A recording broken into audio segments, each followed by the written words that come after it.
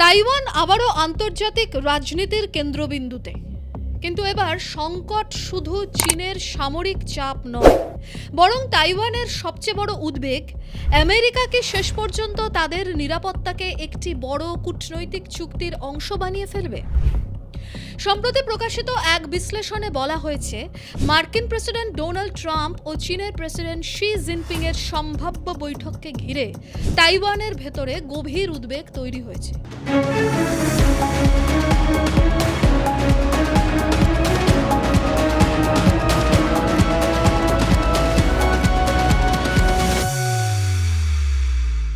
Taipei প্রকাশ্যে আমেরিকার সঙ্গে সম্পর্কের ওপর আস্থা দেখালেও তারা একই সঙ্গে বারবার বলছে নো সারপ্রাইজ, অর্থাৎ কোনো গোপন সমঝোতা যেন না হয়।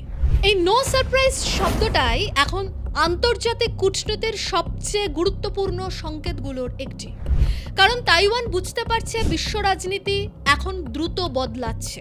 ইউক্রেন যুদ্ধ, মধ্যপ্রাচ্যে সংঘাত, অর্থনৈতিক প্রতিযোগিতা, সেমিকন্ডাক্টর যুদ্ধ সব মিলিয়ে আমেরিকার ওপর চাপ বাড়ছে।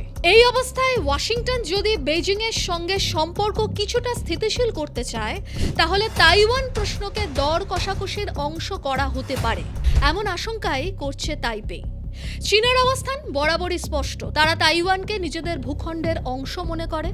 অন্যদিকে আমেরিকা ওয়ান চায়না পলিসি আনুষ্ঠানিকভাবে মেনে চললেও একই সঙ্গে তাইওয়ানের আত্মরক্ষার সক্ষমতা বাড়াতে অস্ত্র ও কৌশলগত সহায়তা করে যাচ্ছে।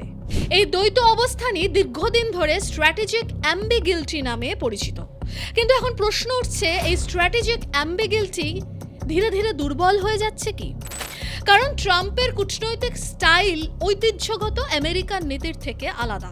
তিনি আন্তর্জাতিক সম্পর্ককে অনেক সময় ব্যবসায়িক চুক্তির মতো দেখেন, অর্থাৎ নিরাপত্তা, বাণিজ্য, শুল্ক, প্রযুক্তি সবকিছু একসঙ্গে দর কষাকষির অংশ হতে পারে।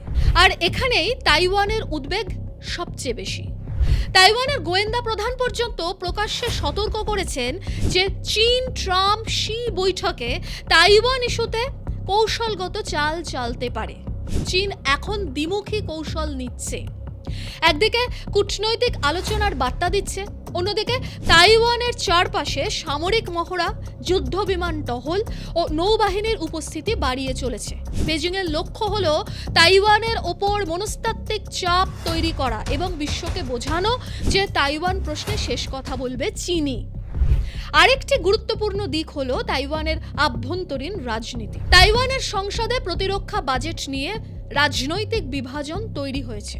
বিরোধীরা সামরিক ব্যয়ের কিছু অংশ কমিয়েছে, যা নিয়ে ওয়াশিংটনের ভেতরেও হতাশা তৈরি হয়েছে। আমেরিকা এখন চাইছে তাইওয়ান যেন নিজেদের প্রতিরক্ষার দায়িত্ব আরও বেশি নেয়। এখানে বাংলাদেশের জন্য একটি গুরুত্বপূর্ণ শিক্ষা আছে। ছোট বা মাঝারি শক্তির দেশগুলো যখন বড় শক্তিগুলোর প্রতিযোগিতার মাঝখানে পড়ে, তখন শুধু বাইরের নিরাপত্তা গ্যারান্টি যথেষ্ট হয় না, নিজেদের কৌশলগত সক্ষমতা ও কূটনৈতিক ভারসাম্য জরুরি হয়ে ওঠে। তাইওয়ান এখন সেই বাস্তবতার মুখোমুখি।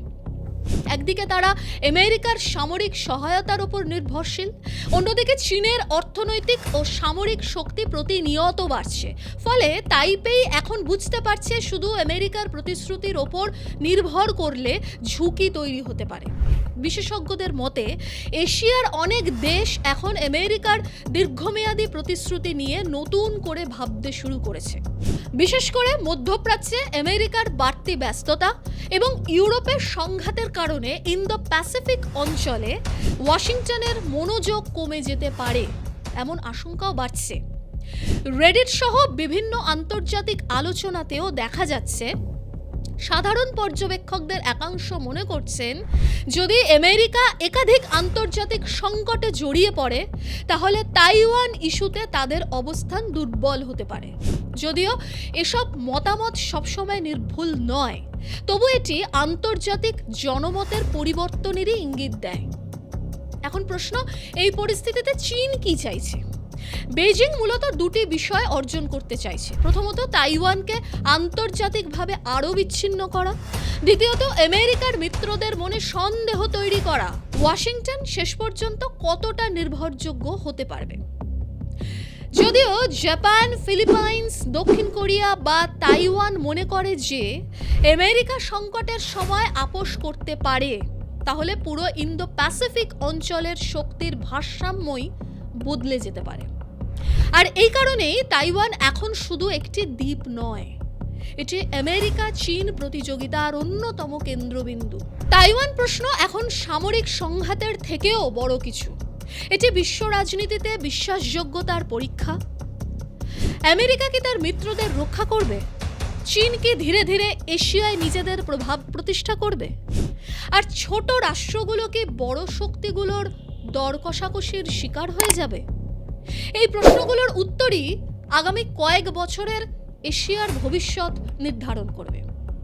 সব মিলিয়ে বলা যায়, তাইওয়ানের নো সারপ্রাইজ বার্তা আসলে শুধু একটি কূটনৈতিক অনুরোধ নয়, এটি একটি গভীর ভয়ের প্রকাশ, যে ভয় বলছে হয়তো একদিন তাদের ভবিষ্যৎ নিয়ে সিদ্ধান্ত হবে ওয়াশিংটন আর বেজিংয়ের বন্ধ দরজার বৈঠকে, কিন্তু সেই টেবিলে তাইওয়ানের নিজের কোনো আসন থাকবে না।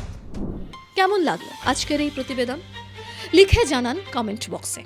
ভিডিওটি ভালো লাগলে লাইক ও শেয়ার করুন, সেই সঙ্গে চ্যানেল সাবস্ক্রাইবেরও অনুরোধ রইল। দেখতে থাকুন জিওপালস।